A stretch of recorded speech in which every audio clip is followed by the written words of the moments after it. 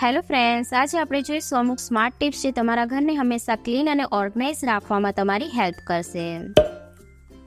માર્કેટમાંથી જ્યારે પણ આપણે કોઈપણ પ્રકારની કીટ ખરીદતા હોઈએ, જેમ કે સ્કિન કેર કીટ હોય, હેર કેર કીટ હોય કે પછી બેબી પ્રોડક્ટની કીટ હોય, તો એની સાથે આપણને એક આ રીતનું હેન્ડલ આપવામાં આવે છે, જેને આપણે વેસ્ટ સમજી અને ફેંકી દેતા હોઈએ છીએ, પણ એનો ઉપયોગ તમે ઘરની અંદર ઘણી જગ્યા પર કરી શકો છો. તો આજે આપણે એનો એક યુઝ જોઈશું. તો એના માટે હેન્ડલને મેં આ રીતના અલગ કરી લીધું છે. નોર્મલી આપણે બારીને કે પછી ડોરને કવર કરવા માટે પડદાનો યુઝ કરતા હોઈએ છીએ, પરંતુ ઘણા પડદામાં આ રીતના પટ્ટી આપવામાં આવે છે, જ્યારે અમુક પડદાની અંદર એ પટ્ટી આપવામાં નથી આવતી, જેના લીધે આપણે પડદાને ટાઈ કરવી હોય તો આપણને ખૂબ જ પ્રોબ્લેમ થાય છે. તો એના માટે તમે આ હેન્ડલનો યુઝ કરી શકો છો. તો આ જે હેન્ડલ છે એને એક સાઈડથી આપણે આ રીતના ખોલી લેવાનું છે અને ત્યારબાદ પડદાને આપણે એક સાથે કરી લઈશું. આનો ઉપયોગ ફક્ત તમે પડદાને ટાઈ કરવા માટે નહીં, પરંતુ તમારા ઘરની અંદર કોઈ પણ ડ્રોવર હોય કે જેનું હેન્ડલ તૂટી ગયું હોય તો એની જગ્યા પર બી તમે આને સ્ટીક કરી શકો છો. તો હવે આપણે એક બાજુથી પડદાને આની અંદર મૂકી અને બીજી બાજુથી આને લોક કરી દઈશું. તો આનાથી આપણો પડદો છે એકદમ ઇઝીલી ટાઈ થઈ જશે અને હવાના લીધે બિલકુલ પણ વિખાશે પણ નહીં. તો આ ટ્રીક તમને કેવી લાગી કોમેન્ટ કરી અને જરૂરથી જણાવજો, અને જો તમે આનો કોઈ બીજો યુઝ કરતા હોય તો પણ જરૂરથી કોમેન્ટ કરજો. નોર્મલી જ્યારે પણ આપણે કપડાં વોશ કરવા નાખીએ ત્યારે બધા જ કપડાં આપણે એક સાથે નાખી દેતા હોઈએ છીએ, જેના કારણે જે નાના કપડાં હોય એને શોધવામાં આપણને ખૂબ જ મુશ્કેલી થતી હોય છે. તો એના માટે તમે એક સિમ્પલ ટ્રીક ફોલો કરી શકો છો. ઘરની અંદર આપણે ટાઈ છે કે પછી મોજા છે કે પછી રૂમાલ છે, આ બધાને આપણે શોધવામાં ખૂબ જ ડિફિકલ્ટી થાય છે. તો એના માટે તમે કોઈ પણ જે વેજીટેબલ બેગ હોય એનો યુઝ કરી શકો છો.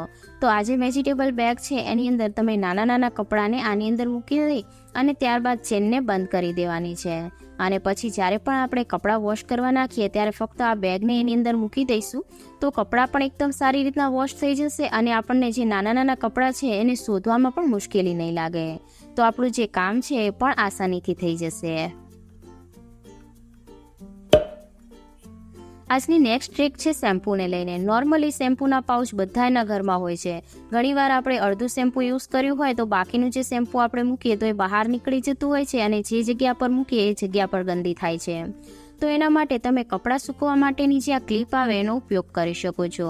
આ જે ક્લિપ છે એને તમે શેમ્પૂનો જે નીચેનો ભાગ છે એની અંદર આ રીતના આપણે એને પહેરાવી દેવાની છે. તો બંને બાજુ એક એક ક્લિપ આપણે આ રીતના લગાવી દઈશું. હવે આ શેમ્પૂમાંથી બિલકુલ પણ શેમ્પૂ છે બહાર નહીં ઢળે અને જે નીચેની જગ્યા છે એ પણ ગંદી નહીં થાય. નેક્સ્ટ ટ્રીક છે પોલિથીન માટેની. આપણે ક્યારે પણ માર્કેટમાંથી કોઈ પણ વસ્તુ ખરીદીને લાવતા હોઈએ, જેમ કે શાકભાજી છે કે પછી ફ્રૂટ છે, તો એની સાથે આપણને આ રીતના ટ્રાન્સપેરન્ટ પોલિથીન આપવામાં આવે છે, જેને ઘરની અંદર અરેન્જ કરીને રાખવી ખૂબ જ ડિફિકલ્ટ લાગતી હોય છે. તો આજે એને કઈ રીતના અરેન્જ કરવી એ હું તમને જણાવીશ. તો એના માટે સૌથી પહેલાં તો મેં અહીંયા એક આ રીતનું કન્ટેનર લઈ લીધું છે. તમે આની જગ્યા પર કોઈ પણ પ્લાસ્ટિક વગેરેનું કન્ટેનર હોય તો એનો પણ ઉપયોગ કરી શકો છો. હવે આપણે જે એનું ઢાંકણ છે એની ઉપર આપણે સ્કેચ પેનથી એક સ્ક્વેર છે એ ડ્રો કરી લેવાનો છે, જેનાથી પોલિથીન એની અંદરથી આપણે ઇઝીલી કાઢી શકીએ. સ્કેચ પેનથી આ રીતના ડ્રો કરવાથી આપણે ઇઝીલી કટ કરી શકીશું. તો ગરમ નાઇફ કરી અને મેં આ રીતના એને કટ લગાવી લીધો છે. અને હવે આપણે જોઈશું કે આપણે પોલિથીનને કઈ રીતના અરેન્જ કરવાની છે. તો પોલિથીનના જે બે હેન્ડલ છે એને આપણે આ રીતના ફોલ્ડ કરી અને ભેગા કરી દેવાના છે, અને ત્યારબાદ હવે આપણે એક બીજું પોલિથીન લઈ લઈશું. તો આ બીજા પોલિથીનનો જે આ નીચેનો ભાગ છે હેન્ડલ સિવાયનો, એને આપણે આ હેન્ડલના ભાગની અંદરથી આ રીતના પસાર કરી દેવાનું છે. તો ફક્ત આ રીતના એક જ વાર આપણે એને પસાર કરવાનું છે અને કોઈ પણ આટી કે પછી કોઈ પણ ગાંઠ નથી લગાવવાની. તો એ જ રીતના આપણે બીજી પોલિથીનને પણ આની અંદરથી પસાર કરી દઈશું. અને હવે આપણે જે કન્ટેનર લીધું છે એની અંદર આપણે આ પોલિથીનને મૂકી દઈશું. તો બધી જ પોલિથીનને આ રીતના મૂકી દેવાની છે. આ રીતના આપણે પોલિથીન લઈએ તો આપણને એકદમ ઇઝી રહે છે અને આપણા ઘરની અંદર જે મેસ થાય એ પણ નથી થતું. તો આ રીતના મેં પોલિથીનને આની અંદર ટ્રાન્સફર કરી દીધી છે અને હવે જે બીજી બાકીની પોલિથીન છે એને પણ આપણે ઉપરથી એને ઇન્સર્ટ કરી દઈશું.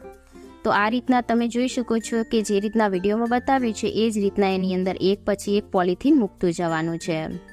આ પોલિથીનને અરેન્જ કરવામાં આપણને ખૂબ જ ડિફિકલ્ટી લાગે છે, પણ જો એને સરખી રીતના અરેન્જ કરીને રાખો તો ઘર પણ બિલકુલ ઓર્ગનાઇઝ લાગે છે અને તમને લેવામાં પણ બિલકુલ મુશ્કેલી નથી પડતી.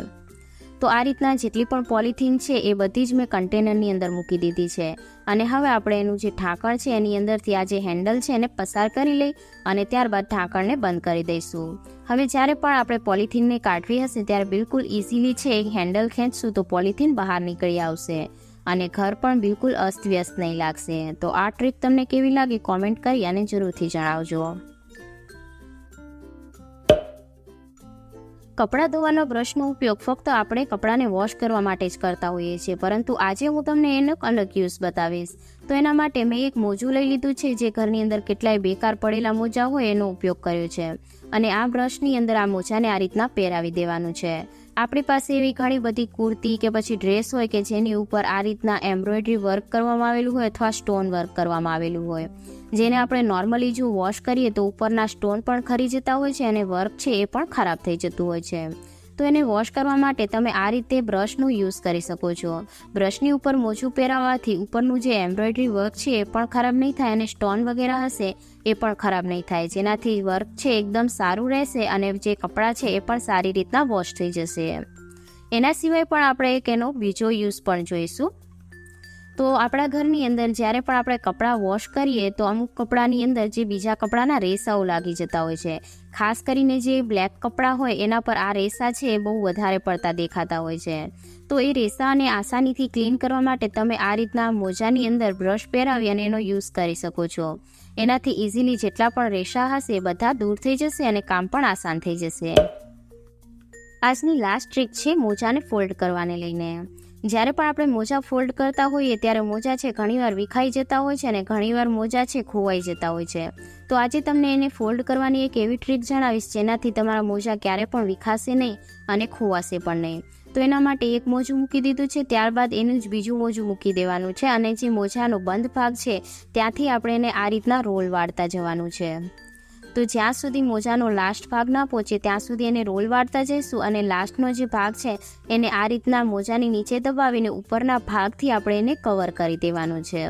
આ રીતના મોજા ફોલ્ડ કરવાથી મોજા ક્યારે પણ વિખાતા નથી તેમજ મોજા છે એ ખોવાતા પણ નથી. તો આ રીતના મેં એક મોજું છે ફોલ્ડ કરી દીધું છે અને હવે આપણે એ જ રીતના બીજું મોજું પણ ફોલ્ડ કરી દઈશું. આજની આ બધી જ ટ્રીક છે તમારા ઘરના કામોમાં તમને ખૂબ જ હેલ્પફુલ રહેશે. જો આજની આ ટ્રીક તમને પસંદ આવી હોય તો જરૂરથી લાઇક કરી દેજો અને જો મારી ચેનલ પર તમે પહેલી વાર આવ્યા હોય તો જરૂરથી સબસ્ક્રાઇબ કરીને બાજુનું બેલ આઇકન ક્લિક કરજો, જેથી આવનારા નવા વિડીયોના નોટિફિકેશન છે તમારા સુધી પહોંચી જાય. તો આ રીતના મેં જે બીજું મોજું છે એને પણ આ રીતે ફોલ્ડ કરી દીધું છે અને આ રીતના તમે બધા જ મોજાને ફોલ્ડ કરી અને કોઈ પણ બાસ્કેટ વગેરેની અંદર એને અરેન્જ કરીને રાખી શકો છો.